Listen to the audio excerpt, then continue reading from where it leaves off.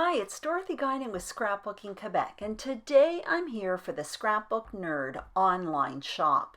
I'm going to show you how to create this layout. I'll give step-by-step instructions and I'll list measurements for photos and page parts on the screen. But I'm also going to share with you a few shortcuts I like to use, especially in the summer when I have less time to scrapbook. The first shortcut I like to use is create with collections. Everything is easier, everything coordinates, so there's less time searching for material that works together and less time second guessing.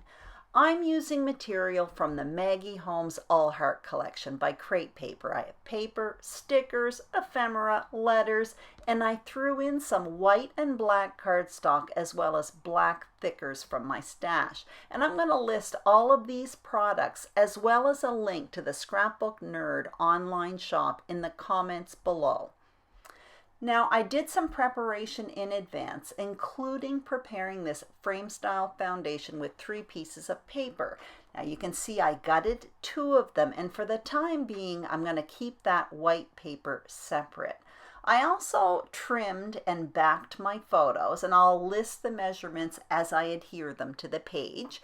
And I cut some circles with my die cutting Big Shot machine.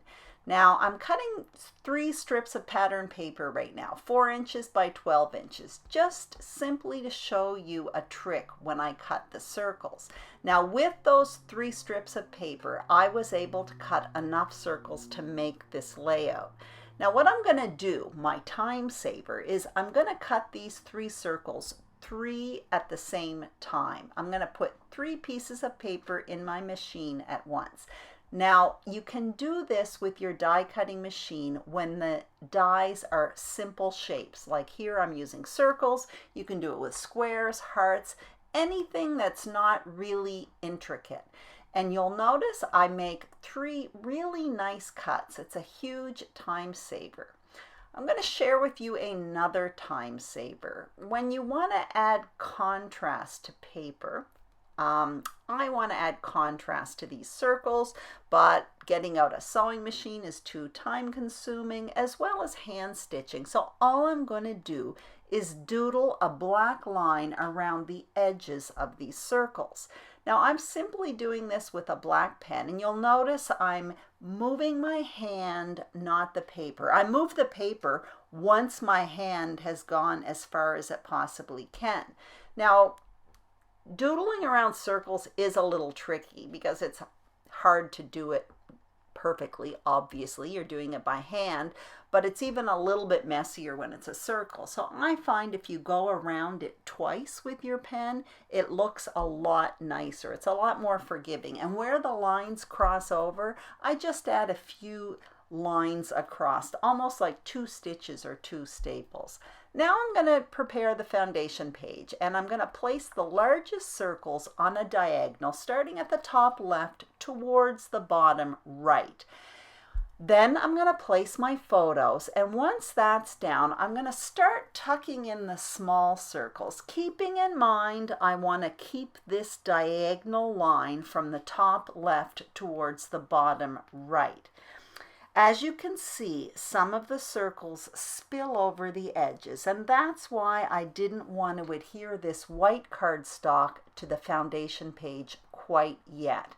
Once I get everything in place, I'm going to adhere these circles down, and then you'll notice I simply put it in my trimmer and I trim off where the circles spill over from the white paper. I wished I had taken a photo with my phone at this point with the placement of the circles, but I didn't. So I do recommend you do that if you're following along, simply because it's easier when it's time to adhere these circles to the page. Like it or not, we lift them and we kind of forget exactly where they are. Anyway, I didn't do that, so I'm having to guess here, and I more or less succeed. But you'll notice that I do kind of move my circles around a little bit, especially when I'm about to place my photos again. The adhesive I'm using permits me to do that. I will list the adhesive I'm using in the comments below as well. That is available at the Scrapbook Nerd online shop also. So I'm going to place the photos. I'm not going to adhere the photos at this point because I'm going to want to add a title as well as decorations. So as you can see, I placed my title on wax paper, which permits me to play around with placement a bit. And I also get out my ephemera as well as my stickers.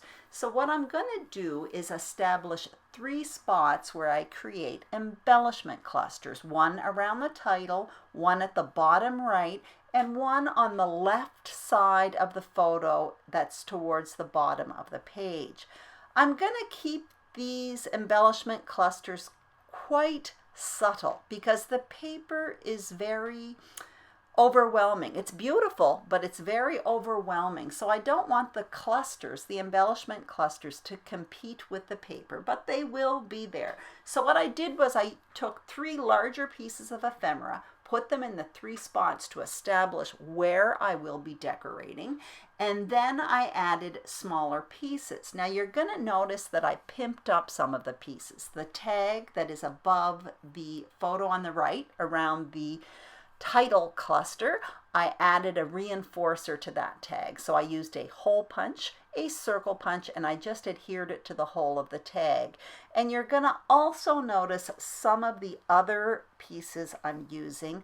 I kind of pimped up the ephemera a bit. For example, there's a metallic kind of a silver heart, circle heart, that I put above the title. If you look at that, there are actually 2 pieces of ephemera, and I adhered them together with some foam adhesive. The cardstock sticker, the camera towards the bottom, I adhered that with foam adhesive. And the flower that is on the left hand cluster, there's a circle behind that. I often do that with ephemera. These ephemera packs come with usually 40 to 60 pieces, so I find them a lot nicer when I adhere a few of them together. You're also going to notice that underneath my photo on the right, there is lined paper. There happens to be lined paper in this collection, so that is where I will be putting my journaling. You can also do the journaling elsewhere. I've often made this design where I put the journaling in the bottom left-hand corner, kind of kitty corner to where the title is. You'll also notice I just popped up that photo on the bottom left. I often do that as well when I have a kind of a big clustery page. I find it helps to pop up 1 or 2 of the photos. Now what I'm going to do is I'm going to add the date to the top left-hand corner of the page. And this is a new roller stamp I got. I got this at the Scrapbook Nerd as well. It's by One Canoe 2. It's the Saturday Afternoon collection. And let me tell you, that roller stamp is fantastic. It goes from 2014 to 2025. It works really, really well. I love it, and it really was inexpensive. So you'll find that linked up in the information box below as well. So my page is done. All I did off camera was add my journaling. I doodled a line around the white edge of the layout, and I added a few staples with my tiny attacher to the top left and bottom right.